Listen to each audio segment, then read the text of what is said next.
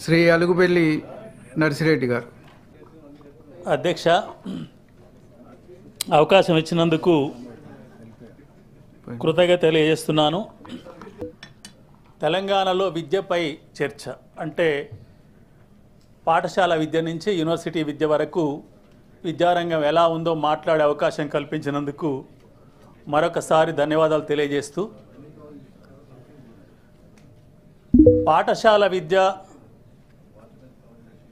మనం పరిశీలించేటప్పుడు తెలంగాణ రాష్ట్రంలో అందరికీ చదువు చెప్పుదామా, కొందరికి చెప్పుదామా అనేది ముందుగా చట్టసభలు నిర్ణయించవలసిన అవసరం ఉంది.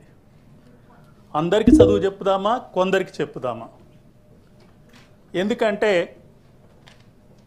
గత 10 ఏళ్ల నుంచి మనం గమనిస్తే ప్రభుత్వ పాఠశాలలో 24,85,000 నుంచి 16,86,000 వరకు తగ్గుకుంటూ వచ్చింది. ఈ 10 సంవత్సరాల కాలంలో విద్యార్థుల సంఖ్య, బళ్ళ సంఖ్య ఏం తగ్గలే, విద్యార్థుల సంఖ్య మాత్రమే తగ్గుతూ వచ్చింది. 2018లో అనుకుంటా గౌరవనీయులు కడియం శ్రీహరి గారు విద్యాశాఖ మంత్రిగా ఉన్నప్పుడు చర్చ జరిగింది అంతే. చర్చగానే మిగిలిపోయింది, ఇక్కడనే జరిగింది. అప్పుడు నేనేమీ సభ్యుని కాదు, కానీ ఉపాధ్యాయ సంఘ నాయకునిగా విన్నాను బయట ఉండి. మళ్ళీ ఈరోజు చర్చ చేస్తున్నాం. ఈ చర్చలో మనం రేషన్ బియ్యం ఇచ్చేటప్పుడు కిలో రూపాయి బియ్యం లేదా బీపీఎల్ కుటుంబాలు 79% కుటుంబాలకు మనం తెలంగాణ రాష్ట్రంలో కిలో రూపాయి బియ్యం ఇప్పటికే ఇస్తున్నాం. ఆయా సందర్భాల్లో చర్చ వచ్చినప్పుడు ఇంకా కిలో రూపాయి బియ్యం ఇవ్వాలే, బీపీఎల్ కుటుంబాలు ఇంకా ఉన్నాయని కూడా అనేక సందర్భాల్లో చర్చ వచ్చింది. పోనీ ఈ 79% కుటుంబాలకైనా మనం చదువు చెప్పాలి అంటే పాఠశాల విద్యలో తెలంగాణ రాష్ట్రంలో సుమారుగా 60 లక్షల మంది ఉంటారు. ఒక సంవత్సరం 59 లక్షలు ఉండొచ్చు, ఒక సంవత్సరం 61 లక్షలు ఉండొచ్చు పుట్టుగా బట్టి. ఈ 60 లక్షల మందిలో 45 లక్షల మంది కన్నా మనం చదువు చెప్పాలి.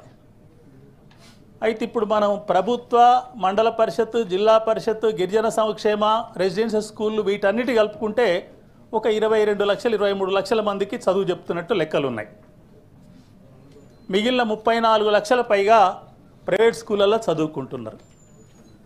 ఇది కూడా జిల్లాల వారీగా చూస్తే చాలా వ్యత్యాసం ఉంది. హైదరాబాద్ రెవెన్యూ జిల్లాలో 8 లక్షల మంది చదువుకుంటారు. రంగారెడ్డి రెవెన్యూ జిల్లాలో 6,56,060 మంది చదువుకుంటారు. మెడ్చల్ రెవెన్యూ జిల్లాలో 5,30,000 మంది 6,30,000 మంది చదువుకుంటారు.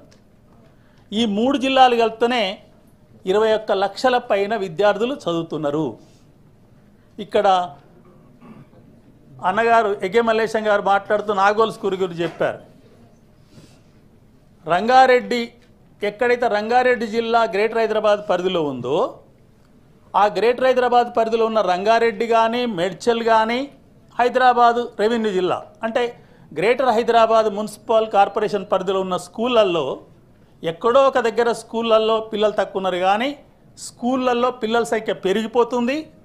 టీచర్లు సరిపోలేరు, రూములు సరిపోలేవు. గతంలో కూడా నేను మాట్లాడినప్పుడు చెప్పాను, తెలంగాణ రాష్ట్రంలో వచ్చిన ట్రెండ్ ఏంటంటే యువ దంపతులు మొత్తం కూడా పట్టణాలు, నగరాల దారి పడుతున్నారు. ఉపాధి కావచ్చు, ఇంకే అవకాశాలైనా కావచ్చు.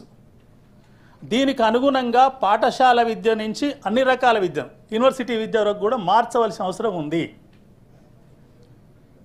ములుగు జిల్లాలో 40,500 మంది పిల్లలు మాత్రమే చదువుతారు. ములుగు జిల్లా మొత్తం ప్రైవేటు, ప్రభుత్వం, నేను చెప్పే సంఖ్యలన్నీ కూడా ప్రైవేటు, ప్రభుత్వం. మొత్తం 33 జిల్లాలలో 10 జిల్లాలలో లక్షలో పిల్లలే చదువుతున్నారు. అదే ఒక మండలం రంగారెడ్డి జిల్లాలోని షేర్లింగంపల్లి మండలం తీసుకుంటే 1,11,000 పైచిలుకు పిల్లలు చదువుతారు ఒక్క మండలంలోనే. అంటే ఒక్క మండలంలో విద్యార్థుల సంఖ్య 10 జిల్లాల కంటే ఎక్కువ అయినప్పుడు ఈ అడ్మినిస్ట్రేషన్లో కూడా, విద్యాశాఖ అడ్మినిస్ట్రేషన్లో కూడా చాలా మార్పులు రావాలి. 8 లక్షల విద్యార్థులు చదివే హైదరాబాద్కు ఒక్క డీఓనే ఉంటారు. ములుగులో 40,500 కూడా ఒక్క డీఓనే ఉంటారు. ఇక్కడ డీఓ లేరు, ఎందుకంటే కొత్త జిల్లాలకు ఇంకా డీఓ పోస్టులు ఇవ్వలే. అక్కడ ఏడీనో డిప్టీఓనో డిఓగా యాక్ట్ చేస్తున్నారు. అయినా డిఓ ఉన్నట్టు అనుకుంటే దీన్ని కూడా మార్పు చేయాలి. నేను ఇతర దేశాల్లో గమనించాను, రెవెన్యూ జిల్లాలు కానీ లోకల్ బాడీ జిల్లాలు వేరు, స్కూల్ జిల్లాలు వేరుగా ఉన్నాయి. అంటే స్కూళ్ళ సంఖ్య, విద్యార్థుల సంఖ్యను బట్టి అడ్మినిస్ట్రేటివ్ స్టాఫ్ కానీ అకాడమిక్ ఇన్స్పెక్షన్ స్టాఫ్ కానీ మార్పు చేయాలి. అంటే 1,11,000 మంది పిల్లలు చదువుకునే ఒక షేర్లింగంపల్లిలో ఒకే ఎంఈఓ పోస్ట్ ఉంటుంది. అదే కొత్తగా మండలాలు ఏర్పడ్డాయి, ఎంఈఓ పోస్ట్ ఇవ్వలేదు, ఇంక ఇచ్చినవి కూడా చూసుకుంటే రూరల్ మండలాలు చూసుకుంటే 2,000 మంది పిల్లలు, 2,500 మంది పిల్లలు, కొన్ని మండలాలు కొత్తగా ఏర్పడ్డాయి అయితే 1,650 మంది పిల్లలు, ప్రైవేటు ప్రభుత్వం కలిపి అక్కడ కూడా ఒక ఎంఈఓ పోస్ట్ అనుకుంటున్నాం.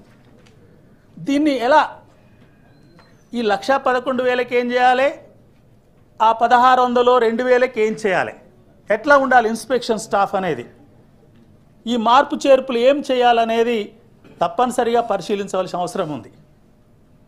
నేను నోట్లో చూశాను, ఇంగ్లీష్లో ఇచ్చిన నోట్లో social justice equality, social equality అనే పదం వాడిరు. నా సూచన కానీ గవర్నమెంట్కు నా కోరిక కూడా ఏంటంటే తరగతి గదినైనా సమానంగా చేద్దామా వద్దా అనేది ఇక్కడ నా ప్రశ్న. ఈనాడు తెలంగాణ రాష్ట్రంలో తరగతి గది సమానంగా లేదు. గవర్నమెంట్ స్కూల్ తరగతి గది ఒక రకం, ప్రైవేట్ స్కూళ్ళని ఒకే రకంగా ఉన్నాయా? లేవు. ప్రైవేట్ స్కూల్లో 5-6 దొంతర్లలో స్కూల్స్ ఉన్నాయి ఫీజులను బట్టి. ఆ 5-6 దొంతర్ల ఎకనమిక్ స్టాండర్డ్ వాళ్ళు, అంటే ఆర్థికంగా వెసులుబాటు ఉన్న వాళ్ళు ఆయా స్కూళ్ళలో చేరుతారు. 5 లక్షలు 6 లక్షల ఫీజు పే చేసి చదువుకునే స్కూళ్ళల్లో ఏ కుటుంబాల పిల్లలు ఉంటారు? వారికి హైదరాబాదులోని ఏదైనా మురికివాడలో జీవించే పిల్లల యొక్క పరిస్థితులు ఏమైనా అర్థమవుతాయా? అయ్యే అవకాశమే లేదు. కాబట్టి తరగతి గది కూడా సమానం కావాలి. దీన్ని మనం చట్టబద్ధంగా కూడా అంగీకరించినట్టు అయింది. ఎలా అంటే ఇంజనీరింగ్ కళాశాలల్లో 45,000 నుంచి 1,62,000 63,000 వరకు ఫీజు వసూలు చేసుకునే వెసులుబాటు ఉంది ఫీజు రెగ్యులేషన్ కమిటీ ప్రకారం. 5-6 రకాల ఫీజులు ఉన్నాయి. 45,000 ఫీజులో కంప్యూటర్ ఇంజనీరింగ్ ఉంటుంది, 1,63,000 వసూలు చేసే ఆ కాలేజీలో కూడా కంప్యూటర్ ఇంజనీరింగే ఉంటుంది. ఆ మధ్యన 5-6 రకాలు ఉంటాయి. అంటే 1,63,000 కంప్యూటర్ ఇంజనీరింగ్ కోర్స్ ఏంటి, 45,000 కంప్యూటర్ ఇంజనీరింగ్ కోర్స్ ఏంటి, అదే మిగతా కోర్సులు అన్నీ కూడా. అంటే 1,63,000 ఫీజు ఉన్న దగ్గర అది మంచి చదువు, 45,000 ఉన్నది సరైనది కాదనేదే. కాబట్టి దీన్ని ఎట్లా మార్చాలని ఆలోచించాలి. ఎందుకంటే ఉంటేనే అన్ని కాలేజీలు 1,63,000 స్థాయిలోనే ఉంచుదాం, లేకపోతే 45,000కే తగ్గిద్దాం. తెలంగాణ పిల్లలకు ఒకే చదువు చెప్పించాలనేది నిర్ణయం తీసుకోవాల్సిన తరుణం ఆసన్నమైంది. ప్రజలు కూడా ఆలోచిస్తున్నారు. ఇది ముఖ్యంగా రాష్ట్ర ప్రభుత్వం అయితే ఆలోచనతో సోషల్ ఈక్వాలిటీ అనే పదం పెట్టిరు. ఇక్కడనే కాదు, సోషల్ ఈక్వాలిటీ అనే పదం ప్రతి సందర్భంలో బడ్జెట్ స్పీచ్లో వస్తుంది, గవర్నర్ స్పీచ్లో వస్తుంది, అన్ని రకాలు వస్తుంది. కాబట్టి సోషల్ ఈక్వాలిటీ అనేది ఎక్కడొస్తుంది? ముందు తరగతి గదిలో చేద్దాం. మనం తరగతి గదిని కనుక సోషల్ ఈక్వాలిటీ చేస్తే ఆ తర్వాత బయట ఉన్న సోషల్ ఈక్వాలిటీ కానీ ఎకనామిక్ ఈక్వాలిటీ కొరకు ప్రయత్నం చేయొచ్చు. కానీ తరగతి గదినే ఇన్ఈక్వాలిటీగా మనం క్రియేట్ చేస్తున్నాం, చేయబడ్డది. దీన్ని ఏమైనా తగ్గించే అవకాశం ఉందా లేదా? ఇక ఇచ్చిన నోట్లో ప్రీ ప్రైమరీ కూడా మేము ఓ ప్రయత్నం చేస్తున్నాం అన్నారు. ఏది? ప్రైమరీ స్కూళ్లకు అంగన్వాడీ కేంద్రాల అటాచ్మెంట్ అనేది. తెలంగాణ రాష్ట్రంలో దాదాపు 5,500 అంగన్వాడీ కేంద్రాలు ప్రైమరీ స్కూల్ బిల్డింగ్లలో పెట్టారు. మేనేజ్మెంట్ మాత్రం ఎవరిది వాళ్ళే. అంగన్వాడీ కేంద్రం స్త్రీ సంక్షేమ శాఖను నిర్వహిస్తుంది, తర్వాత స్కూల్ ఎడ్యుకేషన్ నిర్వహిస్తుంది. పోనీ 5,500 స్కూళ్ళల్లో 3 నుంచి 5 సంవత్సరాల పిల్లలు ఎంతమంది చేరిర్రు, వాళ్ళకి నిజంగా ప్రీ ప్రైమరీ విద్య అందుతుందా లేదా ఎక్కడ కూడా లెక్కలు తీస్తలేరు. నేను గతంలో కూడా అడిగాను, 3 to 5 years పిల్లలు తెలంగాణ రాష్ట్రంలో ఎక్కడున్నారో ఒకసారి లెక్కలు తీయండి. అబోవ్ 80% ప్రైవేట్ స్కూళ్ళల్లో ఉన్నారు. కేంద్ర ప్రభుత్వం చెప్పుద్ది 6 ఏళ్ల లోపే మెదడు బాగా అభివృద్ధి చెందుద్ది. ఆ లోపే బ్రహ్మాండమైన అవకాశాలు కల్పించాలి, ఆహారపరంగా కావచ్చు, మేధాపరంగా కావచ్చు. అందుకే ప్రీ ప్రైమరీ అవసరం అని చెప్పింది నూతన విద్యా విధానంలో. గతంలో ఎల్కేజీ యూకేజీ 2 ఉండేది. ఏది ప్రీ ప్రైమరీలో 2 దొంతరలే ఉండేది. ఈ ఎన్ఈపీ వచ్చినాక 3వ దొంతర నర్సరీ, ఎల్కేజీ, యూకేజీ కూడా పెట్టారు. ఇవన్నీ కూడా ప్రైవేట్ వాళ్ళకు ఉపయోగపడుతున్నాయి తప్ప ప్రభుత్వంలో ఎక్కడా లేవు. నేను ఎన్నికైన తర్వాత 2 పర్యాయాలు కేంద్ర ప్రభుత్వానికి లేఖలు రాసిన, అయ్యా మా తెలంగాణ రాష్ట్రంలో ప్రీ ప్రైమరీ ఏర్పాటు చేసేందుకు ఆర్థిక వసతులు సరిపోవటం లేదు, ఒక 5,000 కోట్లు ప్రత్యేక గ్రాంట్గా ఇవ్వండి, ఇక్కడ ప్రైమరీ స్కూళ్ళలో ప్రీ ప్రైమరీ పెట్టుకుంటామని చెప్పి. ఏం రిప్లై లేదు. అక్కడ కొటారి కమిషన్ ప్రకారం 10% బడ్జెట్ ఇవ్వాలి కేంద్రం. బడ్జెట్లో 10% విద్య కేటాయించాలి. గతంలో 3.6, 3.7, 4 వరకు ఉండేది. కానీ గత 10 ఏళ్ల నుంచి అది 2.4కు తగ్గిపోయింది.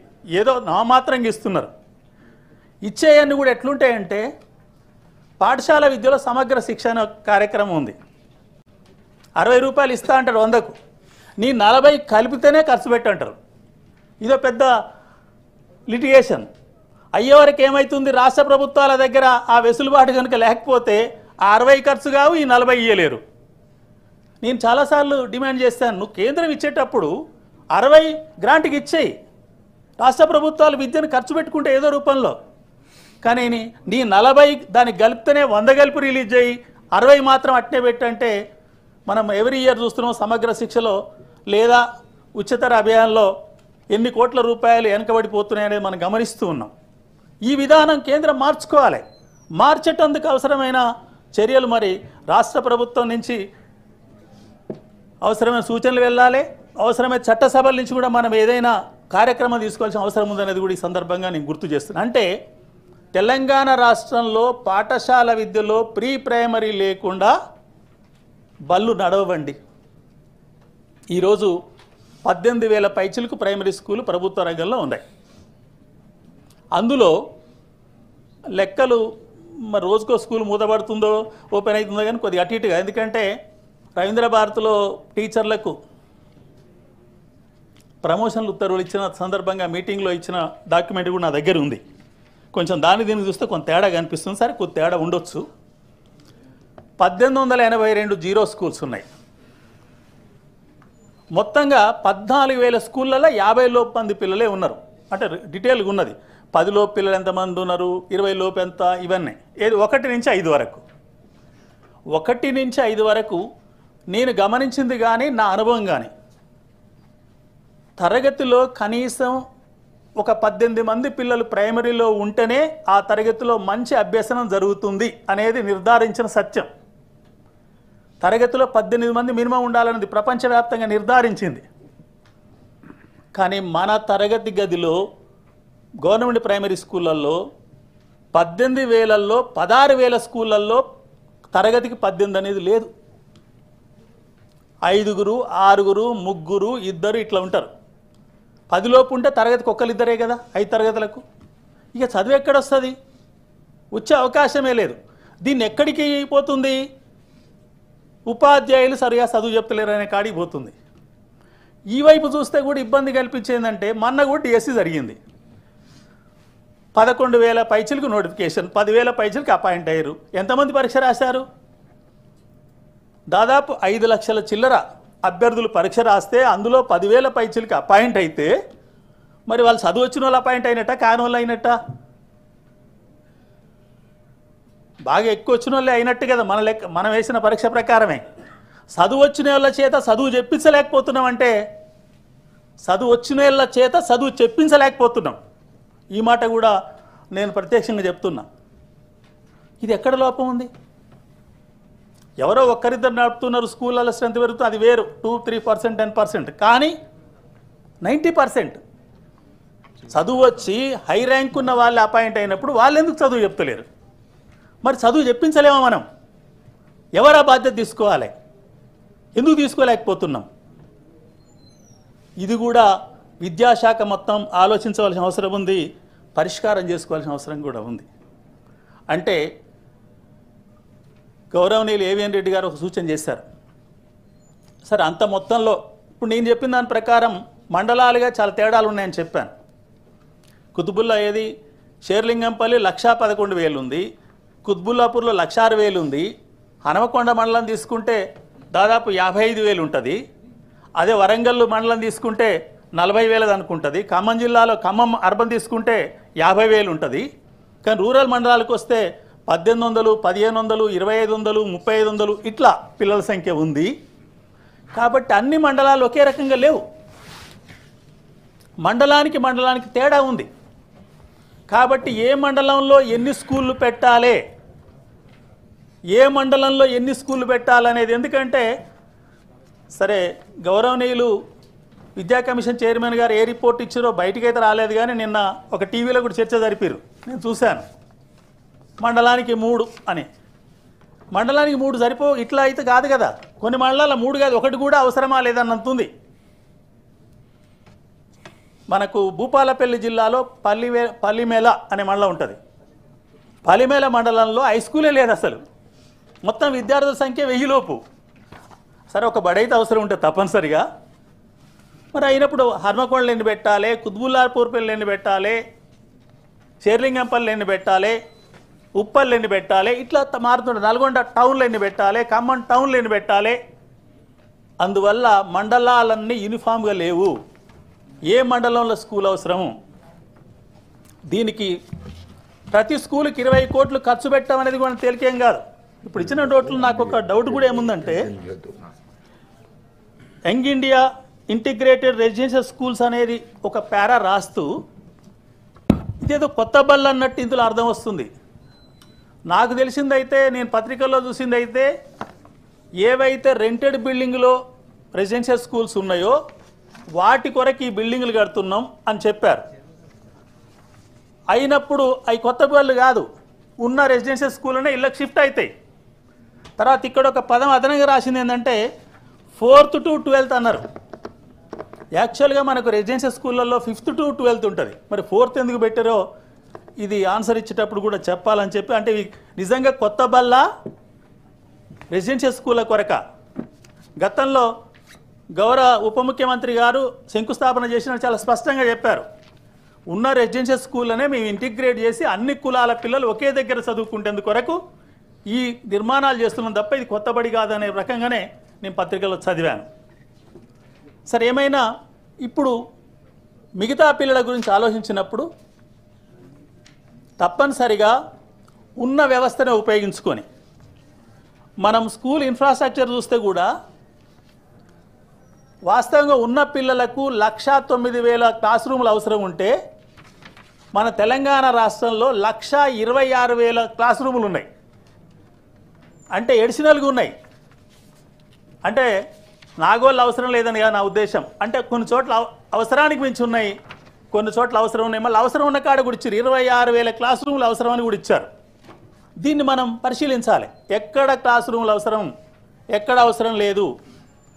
నా సూచన ఏంటంటే, మండలంలోని బడియడి పిల్లల ఆధారంగా చిన్న మండలం అయితే ఒక స్కూళ్ళు కూడా 2 దొంతర్లో ఉంటే మంచిది.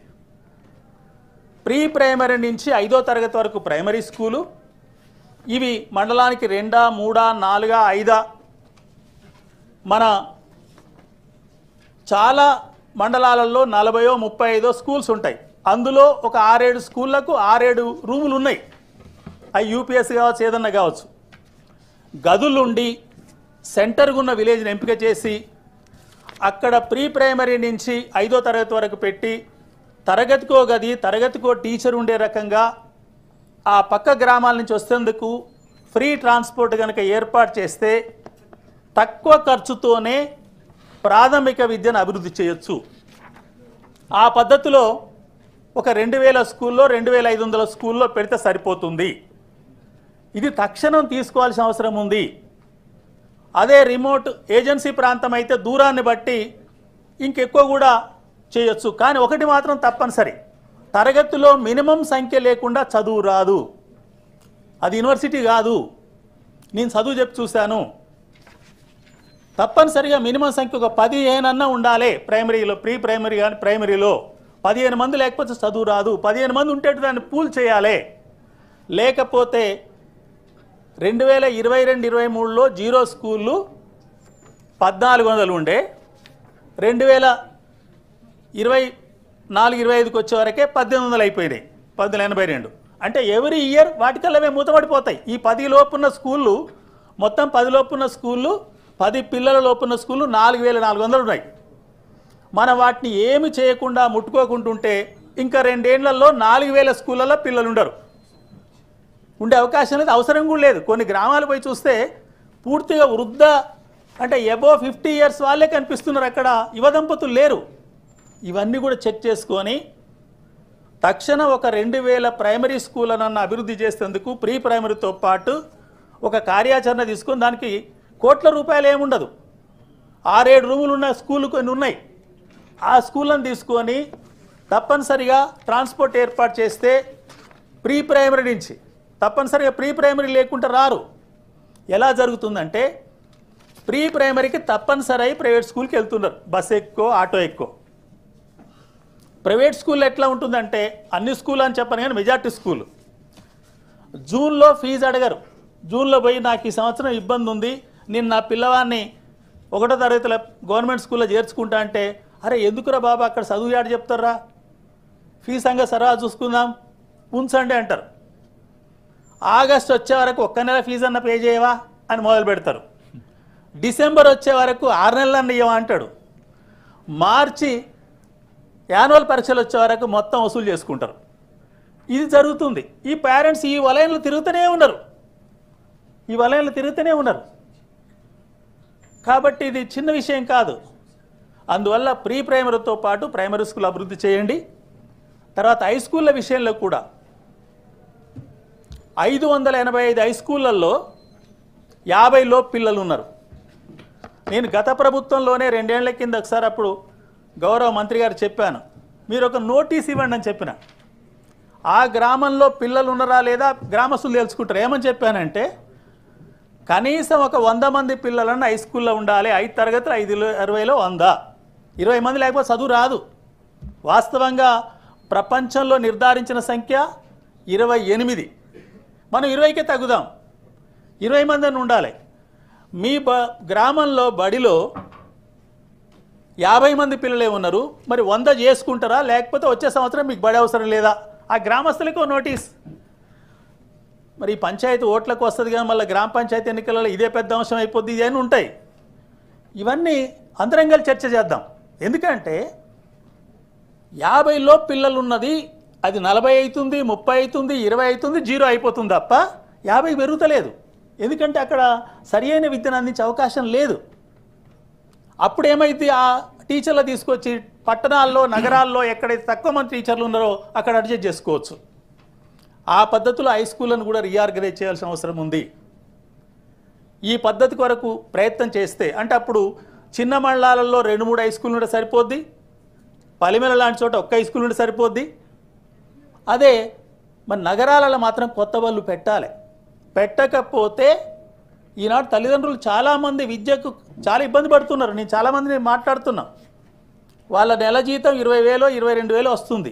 ఇది ఎన్ని పనులు చేసుకున్నాం ఇద్దరికి కలిపి కూడా 22,000 అంటే మొత్తం సంవత్సరానికి ఎంత వస్తుంది, 2,50,000 60,000 వస్తుంది.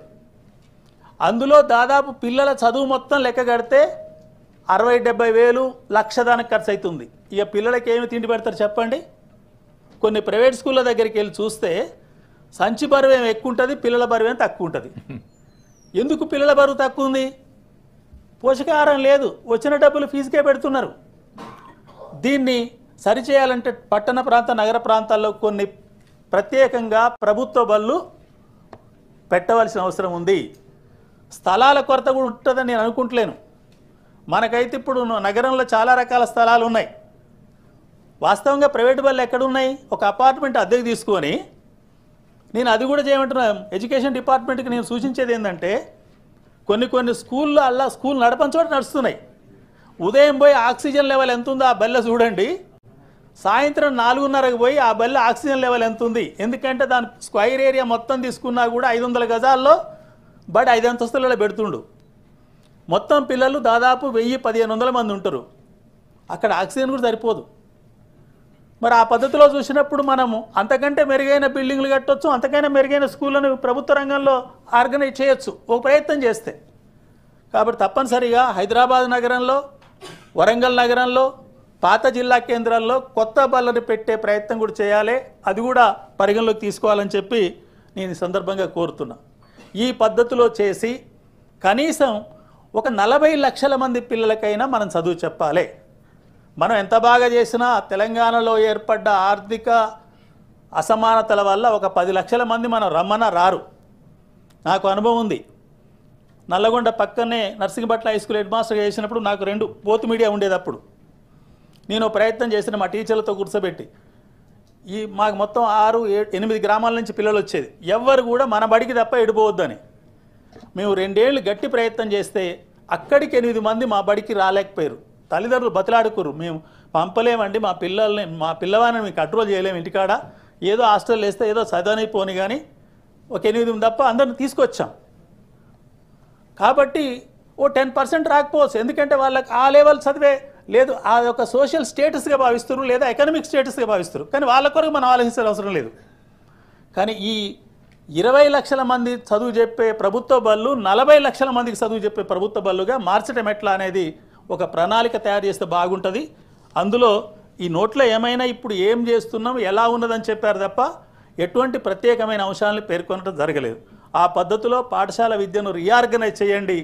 వెంటనే తక్కువ ఖర్చుతో కూడా రీఆర్గనైజ్ చేసే అవకాశం ఉంది. ఒక్కసారి పెద్ద బళ్ళు 20 కోట్లతోని 25 కోట్లతో పెట్టాలంటే ఇప్పుడు integrated residency young India integrated residential school బిల్డింగ్లు కట్టేందుకే 11,600 కోట్లు కావాలి. బడ్జెట్ నేను 6 ఏళ్ళని చూస్తున్నా. ఎక్కడి నుంచి వస్తాయి డబ్బులు అనేది అంత తేలిగ్గా ఏం లేదు. కాబట్టి తక్కువ ఖర్చుతో ప్రభుత్వ స్కూళ్ళను ఎట్లా మంచి స్కూల్గా మార్చి ఎక్కువ మంది పిల్లలు చదువు చెప్పొచ్చు అనేది ఆలోచించవలసిన తరుణం అవసరం తెలంగాణ ప్రభుత్వంపై ఉన్నది అనేది నేను ఈ సందర్భంగా గుర్తు చేస్తున్నా. ఇక ఇంటర్ విద్యకు వస్తే ఇంటర్లో కూడా చాలా వృధా ఉంది. మొత్తం 4 లక్షల మంది పిల్లలు ఇంటర్మీడియట్లో చదువుతుంటారు. పాలిటెక్నిక్ ఐటీఐ గెలిపోక 50,000 మంది చదువుతున్నారు. మొత్తం 4.5 లక్షల మంది ఇంటర్ లెవెల్లో మన తెలంగాణ రాష్ట్రంలో చదువుతున్నారు. మంచి సంఖ్య. ఎందుకంటే ఒక ఏజ్ గ్రూపులో తెలంగాణ రాష్ట్రంలో 5.5 లక్షల నుంచి 6 లక్షల మంది పిల్లలే ఉంటారు. 5.5 లక్షల మందిలో 4.5 లక్షల మంది ఇంటర్ చదువుతున్నారు. మంచి సంఖ్య. అయితే ఇంటర్మీడియట్లో మనకు ప్రభుత్వ కాలేజీలు 23 డిసెంబర్ కంటే ముందు 13 కాలేజీలు కొత్తవి పెట్టారు. 23 డిసెంబర్ తర్వాత 8 పెట్టారు. వేటికి కూడా ఏమీ లేకుండా పెట్టారనేది నోట్లోనే ఇచ్చారు. ఇది ఆరోగ్యకరం కాదు. ఏమి లేకుండా అంటే స్టాఫ్ లేదు, బిల్డింగ్ లేదు, ఏది లేదు. నేను అందుకనే వాటికి పేపర్ జూనియర్ కళాశాలను పేరు పెట్టిన. పేపర్ జూనియర్ కళాశాలలు 13, 8 ఎట్లుండొద్దు. ఎందుకంటే పెట్టదలిస్తే పెట్టగలిగితే మనం బిల్డింగ్ ఇచ్చి స్టాఫ్నిచ్చే పెట్టాలి, లేకపోతే ఊరుకోవచ్చు. అవసరం కూడా లేదు. ఎందుకంటే ఇప్పుడున్న 400 ఈ 13 + 7 20 తీసేస్తే 410, 408 జూనియర్ కళాశాలలు ఉంటాయి. ఈ జూనియర్ కళాశాలలు కొన్ని ప్రాంతాల్లో అవసరం ఉన్నాయా లేదా మనం పరిశీలించవలసిన అవసరం ఉంది. కొన్ని షిఫ్ట్ చేయొచ్చు. ఎందుకంటే ఒక్కొక్క క్లాసులు అంటే సెక్షన్లో బైపీసీ కావచ్చు, గ్రూప్ అంటాం మనం, ఎంపీసీ కావచ్చు, ఒక్కొక్క గ్రూపులో 10 లోపు పిల్లలు ఉన్న కాలేజీలు కూడా 40, 50 ఉన్నాయి. అక్కడ పిల్లలు లేకనా, అక్కడ ఇన్ఫ్రాస్ట్రక్చర్ లేకనా, టీచింగ్ లేకనా, ఏం లేకనా చూడాలి. ఎందుకంటే 10 మంది పిల్లలు ఉన్న కాడ చదువు రాదండి. ఇంటర్మీడియట్లో కూడా కనీసం 40 మంది పిల్లలు ఉండాలి మినిమం. కానీ చాలా కళాశాలలో 20 లోపే ఉన్నారు. దీన్ని పరిశీలించాలంటే కొత్తది పెట్టాలన్నా, కొత్తది అవసరమా కంటే ఉన్నదాన్ని ఏం చేయొచ్చు, ఎలా మార్పు చేయాలి, ఉన్న వనరులతోనే ఎక్కువ మందికి చదివి ఎట్లా చెప్పొచ్చు చూడాలి. కాబట్టి జూనియర్ కళాశాలని ఆ పద్ధతిలో పరిశీలించి విద్యార్థుల సంఖ్య ఎలా పెంచవచ్చు, అవసరం లేని కాడ ఏమైనా షిఫ్ట్ చేసే అవకాశం ఉందా, ఇది కూడా పరిశీలించాలని చెప్పి నేను ఈ సందర్భంగా తమ ద్వారా రాష్ట్ర ప్రభుత్వానికి విజ్ఞప్తి చేస్తున్నా. ఇక మనకు ప్రభుత్వ జూనియర్ కళాశాలలే కాదు, కేజీబీవీలు 490 దానికి ఉంటే 300 పైగా కేజీబీలలో ఇంటర్మీడియట్ తరగతులు ఉన్నాయి. యావరేజ్ చూస్తే అక్కడ 2 గ్రూపులు పెడతారు, 80 మంది పిల్లలు ఉండాలి. కానీ యావరేజ్గా 42, 43 ఉన్నారు. అంటే గ్రూప్కి 20 మందే ఉన్నారు. ఎందుకు ఇలా జరుగుతుంది? ఎందుకు పిల్లలు చేస్తారు? అక్కడ మొత్తం వసతులు, ఆహారం పెడతారు, రెసిడెన్షియల్ మోడు, అయినా 22 మంది ఎందుకు ఉన్నారు?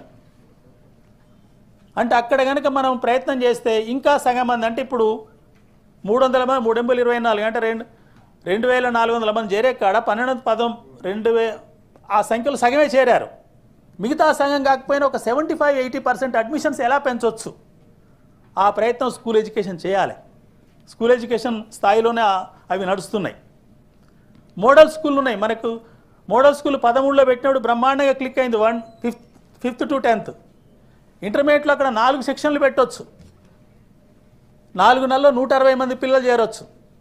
కానీ 160 కాదు కదా, 100కు పైన పిల్లలు ఉన్నాయంటే ఒక ఇయర్లో ఇంటర్మీడియట్లో 100కు పైన పిల్లలు ఉన్న మోడల్ స్కూళ్ళు 100 ఉన్నాయి. చాలా స్కూళ్ళల్లో 60, 70, 80 4 గ్రూపులలో కలిపి మేజర్గా 2 గ్రూపులే ఉంటున్నాయి. ఎందుకు అక్కడ పిల్లలు చేరతలేరు? ఏం చేస్తే చేరతారు? ఎందుకంటే మనం ఏదో కొత్తది కట్టాలని కాదు, అక్కడ దాదాపు కొన్ని వేల మందికి మళ్ళీ మన అవకాశం కల్పించవచ్చు. తర్వాత రెసిడెన్షియల్లో పెట్టుకుంటూ పోయారు. రెసిడెన్షియల్ కూడా అన్నేం క్లిక్ కాలే. స్టేట్ రెసిడెన్షియల్లో ఉన్న ఇంటర్మీడియట్ తరగతులు మాత్రమే 2 గ్రూపుల నుండి 80 మంది ఉంటే 72, 73 మంది నికరంగా అడ్మిషన్లు ఉంటారు. 78 కూడా ఉన్నాయి కొన్ని చోట్ల. సర్వేల్ లాంటి మొదటి రెసిడెన్షియల్ స్కూల్లో దాదాపు 100% అడ్మిషన్స్ ఉంటున్నాయి. కానీ అందులో క్రమంగా సోషల్ వెల్ఫేర్ ఆ తర్వాతకు వస్తుంది. 67 మంది ఉంటారు, అంటే 80 మందికి 67 మందే ఉంటున్నారు. బీసీ వెల్ఫేర్లో 61, 58 మధ్యనే ఉంటున్నారు.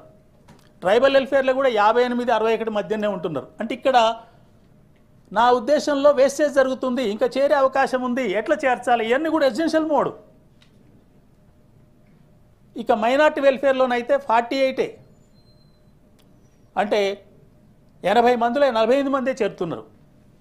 కాబట్టి ప్రభుత్వం వెంటనే వీటిలో అడ్మిషన్లు ఎలా పెంచుకోవచ్చు అంటే, మనకు ప్రభుత్వ పరంగా ఉన్న ఈ అన్ని రకాల ఇంటర్మీడియట్ తరగతులు చూసుకుంటే 4 లక్షల మంది ఇంటర్మీడియట్లో చేరుతున్నారు. 4 లక్షలలో దాదాపు 2,50,000 మందికి ఇక్కడ చదువు చెప్పొచ్చు. కానీ మనం చెప్పేది ఎంతమంది అంటే 1,20,000, 1,15,000 ఉంటున్నారు. ఇది మార్పు రావాలి. దీనికి కార్పొరేట్ జూనియర్ కళాశాల యొక్క కంట్రోల్ ఎట్లా చేయాలని కూడా ఆలోచన చేయాలి. వాళ్ళు ఎప్పటి నుంచి మొదలు పెడతారు? వచ్చే విద్యా సంవత్సరానికి అడ్మిషన్ల కొరకు ఈ జనవరి నుంచే పిఆర్ఓలు బయలుదేరుతారు. పిఆర్ఓస్ వాళ్ళు ప్రతి జూనియర్ కాలేజీ పిఆర్ఓ పెట్టుకుంటారు. అసలు వాళ్ళను కార్పొరేట్ జూనియర్ కళాశాలను కంట్రోల్ చేసే శక్తి ప్రభుత్వానికి లేదని అంటారు బయట. అయితే మరి మనకు ఉందా లేదా చూసుకోవాలి. ఇప్పుడు బయట అనేది మీరు కూడా అంటారు, మేము కూడా అంటున్నాం. మరి కంట్రోల్ చేయాలి. మా దానికి కంట్రోల్ చేసిన పెద్ద అవసరం లేదండి. చిత్తశుద్ధితోని నేను ఒకటే చెప్తున్నా, ఇంటర్మీడియట్ రిజల్ట్ ఇచ్చేటప్పుడు వాళ్ళ రిజల్ట్ పక్కన వాళ్ళ ఇంటర్ మార్కులతో పాటు 10th మార్కులు పెట్టండి చాలు. టిట్ ఫర్ టాట్ 10th మార్కులు పక్కన పేర్కొనండి. ఎందుకు ఈ మాట అంటున్నంటే, హైయెస్ట్ గతంలోనే జీపీఏ ఉండే, ఈ సంవత్సరం మార్కులకు వచ్చింది. కానీ 10thలో మొన్నటి వరకు జీపీఏనే. 9 పైన జీపీఏ వచ్చిన వాళ్ళంతా కార్పొరేట్ జూనియర్ కాలేజ్ చేరుతారు. కానీ ఎంతమందికి ర్యాంకులు వస్తున్నాయి? వాళ్ళ దాంట్లో చేరిన దాంట్లో 10%, 15% కంటే ఎక్కువ హైయెస్ట్లో ఉండరు. 20% ఫెయిల్ అవుతున్నారు ఇంటర్మీడియట్లో. ఆ ఫెయిల్ అయిన ఆయనకు పక్కన గనక 10th జీపీఏ 9 వేస్తే అంటే 90% 9 అంటే ఇక్కడ వచ్చింది 35, 33% ఉంటుంది. ఏమంటే తల్లిదండ్రులు తెలిసిపోద్ది ఎంతమంది 10thలో మంచి జీపీఏ ఉండి కార్పొరేట్ కళాశాలలో చేరి చదువు రాకుండా పోయారు అనేది. ఇది చాలా సింపుల్ కదండి. ప్రభుత్వాన్ని కూడా చేయలేదా? 10th మార్కులు ఇంటర్ మార్కులు కలిపి అంటున్నాను నేను. అంతే. నేను పోయిన సంవత్సరం శృతి ఓజా గారికి గౌరవనీయులు కమిషనర్ గారికి లేఖ పెట్టిన, ఇవ్వండి నాకన్నీ ఇవ్వండి అని. నాకు కూడా ఇవ్వలే.